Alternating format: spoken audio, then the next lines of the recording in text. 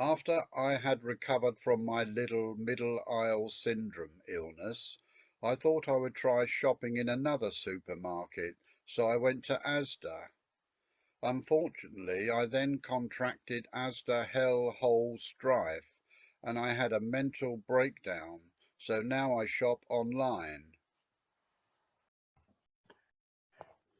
I decided I would try shopping at Asda, but when I went there I got a trolley with a dodgy wheel. It was taking me places that I did not want to go, because I did not need Lillettes or Vagisil. At the deli counter I got a ticket there, and it was number 55. It was like a meat and cheese-based lottery, and I was a lucky bugger to get out of there alive. I shopped at Asda because I needed some snap for my tea, and I spent a fortune because there was loads of buy one and get one free. On my next visit to Asda, I could not move for all the obstacles that were blocking every lane. You can't get to the shelves for the staff restacking them. It's enough to drive a bloke insane. There were kids running wild in the aisles of the shop, and it makes me want to shout. They were screaming, "Mum, why can't I have some sweets?" But what they really needed was a bloody cloud. I shopped at Asda, and I got my quid stuck in the trolley. I only went in for toilet paper, but I bought a brolly. At the end of my next visit to Asda, the final aisle was in sight, and I was almost home and free.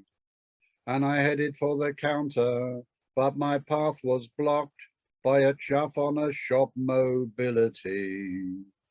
The checkout girl looked bored, and she said to me, "Do you want a bag for life?"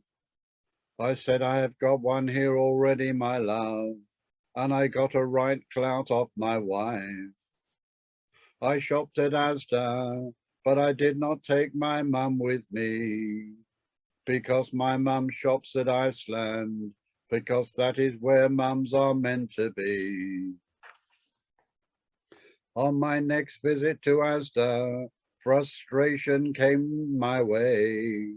When I was at the self-service checkout, there were unexpected items in the bagging area before I started scanning out.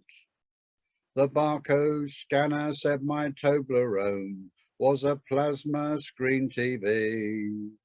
I looked around, but no one could be found, and it was not looking good for me.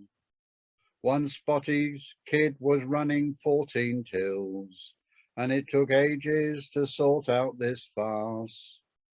He said, "Do you need a hand with your packing, sir?"